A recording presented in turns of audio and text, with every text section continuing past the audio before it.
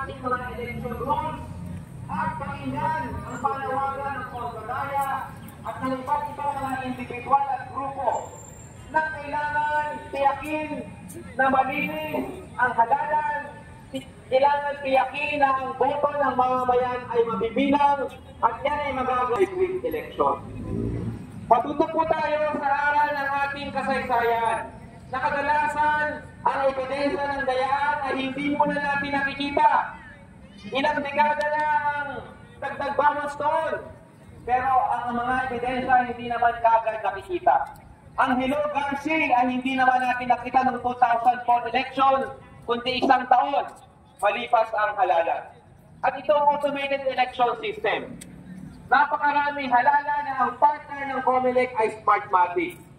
Ngayon, wala nang Smartmatic.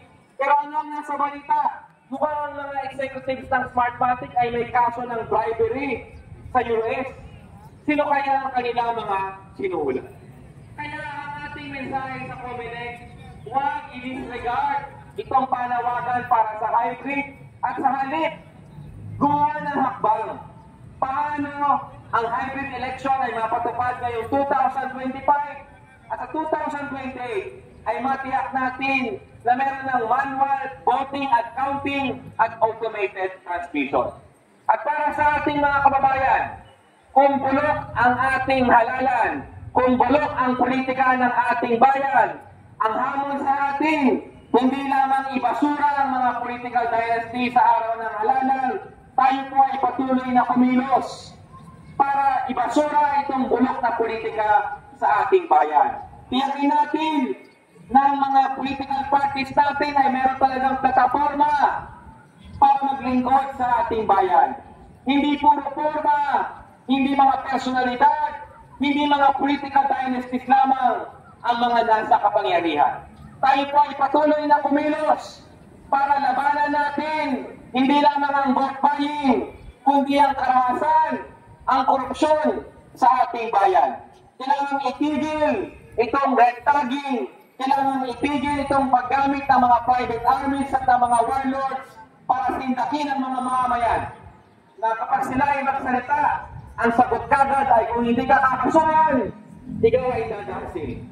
Kaya mga kababayan, patuloy tayong kumilos, patuloy na magsalita, ipaglaban natin hindi lang malinis na halalan, ipaglaban po natin ang isang kinabukasan na ito ay merong salalayan para sa tunay na pagbabago, tunay na hustisya at karapatang pantao sa ating bayan. Magandang umaga po sa inyo lahat.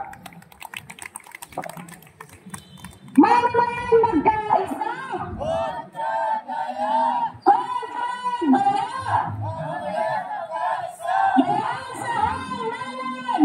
Tutulan, labanan, huwag paintulutan! Tutulan, labanan, huwag paintulutan! Dayaan sa hanglanan! Hybrid election! Ipatupad! Ipatupad! Ipatupad! Ipatupad! Hybrid election! Ayan mga kasama mga kababayan, natuloyin po natin ang iba't ibang mga organisasyon at individual na nagsusulang ng malinis at demokratikong halalan na babarating ngayong Mayo. At para masiguradong malinis ang ating eleksyon, inaalala po ang lahat na ating mga mamamayan, lahat pa na nakakarinig na aming tinig na kung meron po kayo na ikitang kahit ano uri ng election-related violations, red tagging, vote buying, illegal campaigning, ay inaalaan po namin kayo mag-report sa vote.ph, sa website na vote.ph.org o sa Facebook na vote.org para po mabilang natin ang mga dayaan na magaganap at ayun po. Dito